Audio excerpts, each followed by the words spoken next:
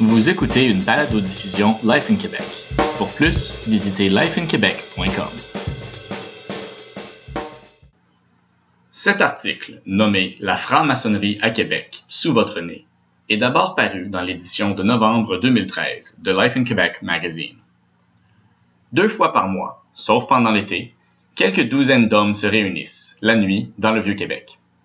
En montant la rue des Jardins, entre les grands bâtiments de pierre le long de la rue étroite, ils arrivent habillés en veston et cravate, portant des petites valises, et convergent sur un bâtiment centenaire, marqué seulement par une équerre et un compas à côté de la porte. Ils entrent par l'ascenseur, qu'ils doivent débarrer avec une clé spéciale pour accéder à l'étage le plus haut. Les hommes disparaissent ensuite pour quelques heures. C'est tout ce que l'observateur externe remarquera des activités de ceux qui s'appellent les francs-maçons. La franc-maçonnerie est probablement la fraternité la plus ancienne et la mieux connue du monde. Elle trace ses origines organisationnelles au moins jusqu'au début du 18e siècle, quoique des références écrites de cette société remontent au 14e siècle. La longue histoire de la franc-maçonnerie, ainsi que sa nature mystique et privée, que certains diraient même secrète, a souvent mené à des soupçons allant jusqu'aux théories de complot et conspiration, ainsi qu'à la méfiance et la persécution de certains gouvernements et communautés religieuses. Plus récemment, cependant, la franc-maçonnerie est entrée dans la culture populaire par l'entremise d'auteurs comme Dan Brown, qui utilisent la réputation de l'organisation comme une base pour des thrillers modernes. Aujourd'hui, les francs-maçons sont divisés en petits groupes, appelés des loges, qui peuvent avoir entre 7 et quelques centaines de membres.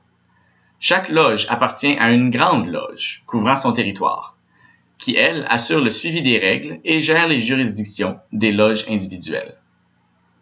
La grande loge d'un territoire est en théorie égale à toutes les autres grandes loges, et souveraine et indépendante quant à ses règlements. Mais en pratique, la majorité des grandes loges en Amérique du Nord suivent de près les règles et méthodes de la Grande Loge unie d'Angleterre. La Grande Loge de Québec, qui a ses quartiers généraux sur la rue Sherbrooke à Montréal, ne fait pas exception. La ville de Québec a 2 loges répondant à la Grande Loge de Québec. Une d'entre elles, nommée Albion II, les loges ont traditionnellement un nom et un numéro représentant leur origine et leur ancienneté, opère en français et est la plus vieille et plus nombreuse des loges à Québec. La deuxième, St. John's numéro 3, est la loge anglophone de Québec et a célébré en octobre 2013 ses 225 ans. Les 2 loges se rencontrent dans le même bâtiment, sur la rue des Jardins, dans le Vieux-Québec, le 1er et 3e lundi du mois.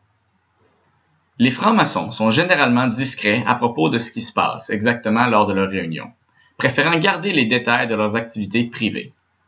Ils décrivent simplement leur but comme étant de faire de bons hommes des hommes meilleurs, par l'auto-amélioration, le bénévolat, la fraternité et l'étude des plusieurs symboles et allégories complexes de la franc-maçonnerie, basés dans les mathématiques, la géométrie et l'architecture.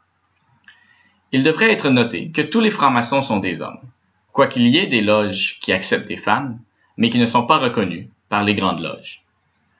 Pour être admis à la franc-maçonnerie, il faut aussi professer la croyance en une puissance spirituelle supérieure, que ce soit Dieu ou quelque chose d'autre. Ceci étant dit, les francs-maçons affirment que leur organisation n'est pas une religion et qu'elle n'a aucune affiliation politique. En fait, les discussions politiques ou religieuses sont proscrites lors de leurs réunions. Les hommes de tous les horizons, peu importe leur richesse ou leur position sociale, sont les bienvenus. La plupart des membres ne font pas connaître leur affiliation à l'extérieur de leur famille immédiate et préfèrent ne pas être nommés dans cet article, préférant garder leur motivation et participation à eux-mêmes. Quoique si on leur demande, ils sont très contents d'en parler. Ça fonctionne mieux comme ça, explique un membre, parce qu'il y a des choses qui sont plus faciles à comprendre si on n'essaie pas trop d'en parler. C'est très personnel. Dans le même ordre d'idées, les francs-maçons ne recrutent pas et ne font pas de publicité, préférant laisser les hommes curieux approcher l'organisation par eux-mêmes. Tout homme qui veut se joindre à la fraternité n'a qu'à nous contacter et nous le demander, et on s'occupe à partir de là, explique un membre. Le processus d'application prend normalement quelques mois et implique des rencontres avec des membres existants qui feront rapport à la loge pour un vote. Afin d'être accepté, une application doit être approuvée de façon unanime. En pratique, cependant, quand un candidat passe à travers le processus d'entrevue, ils sont presque toujours acceptés. Les loges ont occasionnellement des activités ouvertes à tous. Récemment, St. John's numéro 3 a invité les membres du public à participer aux célébrations de leur 225e anniversaire.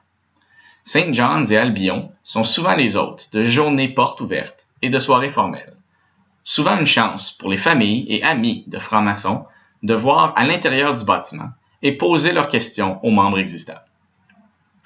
Les groupes modernes essaient clairement de se défaire de leur réputation de société secrète.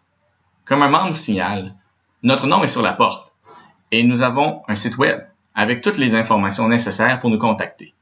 Il y a plein d'autres informations disponibles en ligne et dans des livres. Nous ne nous cachons pas. Nous ne crions simplement pas du haut des toits nos activités non plus. Quand même, pour qu'un groupe existe continuellement depuis plus de 2 centenaires, les loges maçonniques de Québec ne sont pas bien connues, même malgré la présence de leurs membres dans les activités communautaires, charitables, d'affaires, d'éducation et un peu partout dans la société. Comme n'importe quel groupe, la franc-maçonnerie change avec les temps, devant faire face à un rythme de vie de plus en plus effréné, un monde d'attente et de résultats instantanés, et de moins en moins de temps pour la contemplation et la réflexion. D'une certaine façon, ça ne fait que rendre ce qu'on fait encore plus important, selon un membre. La franc-maçonnerie nous donne un moment de calme pour penser à ce qui compte vraiment, et comment nous pouvons faire du bien dans le monde. Merci d'avoir écouté cette balado-diffusion Life in Québec. Pour vos nouvelles, actualités commentées et éditoriaux, visitez lifeinquebec.com/podcast.